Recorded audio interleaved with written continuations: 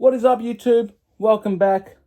So last video we talked about 5 things beginners do too much of in Rainbow Six Siege. This video is the opposite to that. I don't think it's the opposite. I think it's 5 things beginners do not enough of. So yeah, it's actually the opposite.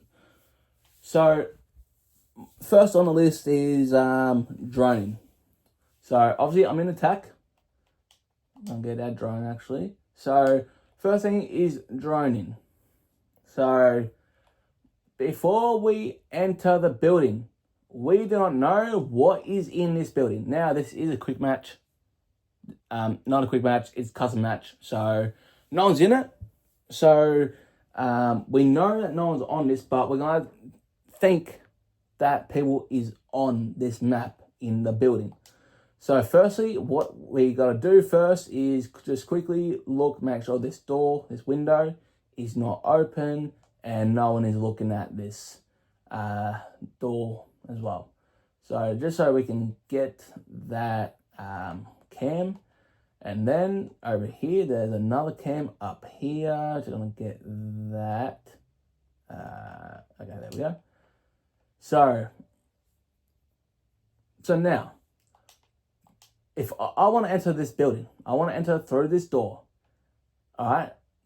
Your mistake is to just run through it without droning. That's your mistake. We're going to drone it out before we enter, just so if we enter, we know, just so when we enter, we know it's clear. So first we want to look around, make sure no one is camping in a dirty spot or underneath tables or in this room to security room. So you want to make sure that no one is hiding or lurking in any sort of corners. Now you think, okay, well, I'm just going to drone out the whole building. Drone out the whole building where I'm going to enter. You can, but that's called over droning, and sometimes you'll see people drone out a lot more further than they want to. So we know blue bar, security room, sunroom, and in this room, it's office. We know it's clear. So now we can go ahead and get this barricade out. So now, just gonna re-drone. Now you re-drone because you've made some sound. Because this game is a sound cued game, so people would react to sound. So we're gonna make sure that no one is coming now. All right, we're good, no one's coming. So now we can continue running through. All right, so we know this is clear. We're gonna look here. Like, even though you drone it out, just make sure you drone. Just make sure you have your sights up. If for any reason someone does come, you're ready for that gunfight. So we're gonna look in here, make sure no one's on stairs, look there as well. Sometimes people are there. This is another default cam, shoot that out. Because the cams we don't want on us. So if the bomb is in here, which it's not, probably upstairs. So if the bomb was in our kitchen, you'd want to look down the hallway all the time. Then either way, if it's in kitchen, you're gonna look in here. Maybe someone's playing here or there. Even in bar, maybe. I don't know. I haven't seen people play bar because there's no angles here. Maybe. Oh, that's more of a dirty spot actually. That's a really bad angle. That's a real dirty angle. Alright, I gotta watch out for that, or I'm gonna try it. Anyway, so now, droning before you enter a building or room, drone it, because that is your life. That's your best friend. Most likely you'll have one in your pocket, the other one may get shot out. So the drone is your friend, so you want to make sure you keep that alive. So that's droning. Next is learning operators. So this operator I'm on, his name is Ace. His name is Ace. His ability is to rip holes in walls, basically. So if this was reinforced, as I shown you yesterday, a reinforced wall, or partially shown you what it looks like, his ability is to do that. So this is soft wall, so all he can do, he can like do this on soft walls, reinforced walls. So that's his ability. That's his ability. So he's got the ability to put holes in walls, which is what you want as a hard breacher. He also comes with a hard breach. And yeah, that's a hard breach.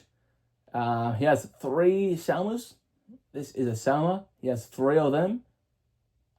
No, actually he has 2 of them. I thought he had 3. I used 2. He has 3. And then he's got the AK-12, which in my opinion is the best gun in the game. And I have a lot of success on this gun. So yeah, and then he comes with a pistol. He has a shotgun as well. But yeah, so that's what he is. There's many other operators that are not like him. But I think I would choose Ace. I choose Ace over Thermite. Just because if you choose to go Lone Wolf, you know that you can open walls up yourself. You got a hard breach as well, so you can open up, soft walls as well as reinforced walls. So he is good for lone wolfing, but I wouldn't suggest lone wolfing. Would not suggest that. So yeah, that's one thing I would suggest. No lone wolfing, but to get better in this game for beginners, learn operators before you main one. Before you main a couple, in my opinion, you can only main a couple if you know all the operators. That's my opinion. Next, for beginners is training.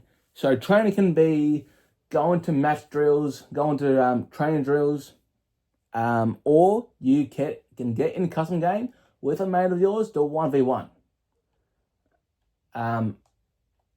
Or you can get to a custom game and do a 1v1.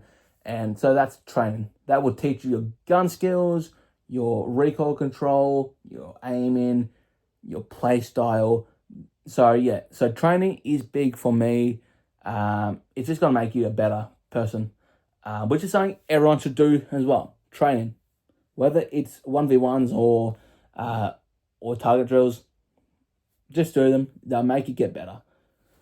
Next is this is really for everyone as well, but really for beginners.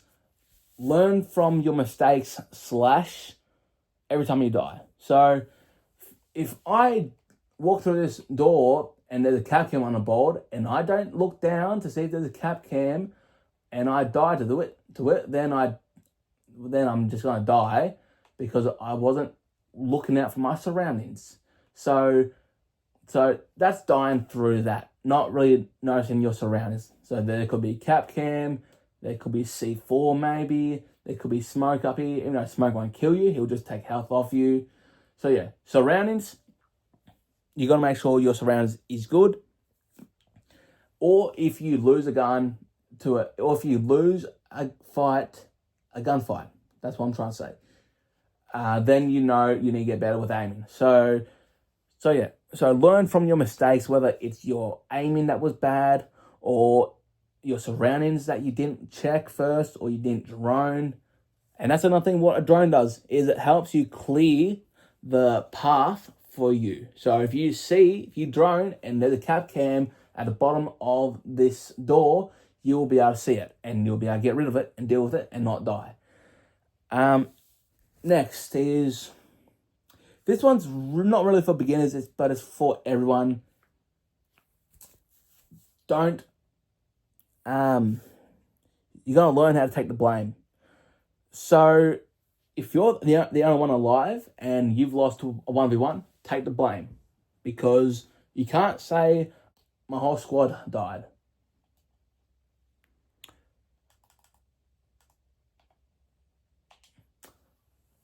So you can't say, "Oh, my whole squad died," right? Sorry, the clip just ended, so sorry about that. Cut that out. So if you lose to 1v1, you can't say, "Oh, we lost that because my team died." No, we lost that because of you. Take the blame.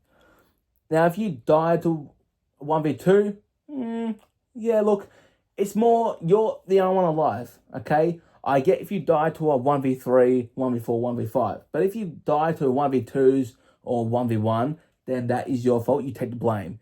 Or if you were too late to the diffuser, you take the blame as well. You were too slow. But the only time that you can say you blame your team is if, for example, the only time you can blame your team is if you are on top of the leaderboard with the most kills and your team is just sucking. Then you can say, I had a bad team, but I was doing my job. So that is one thing I would say. That's one thing I would say. So learn how to take the blame. This goes for everyone, not just for beginners. But if beginners can learn this, we can all learn it.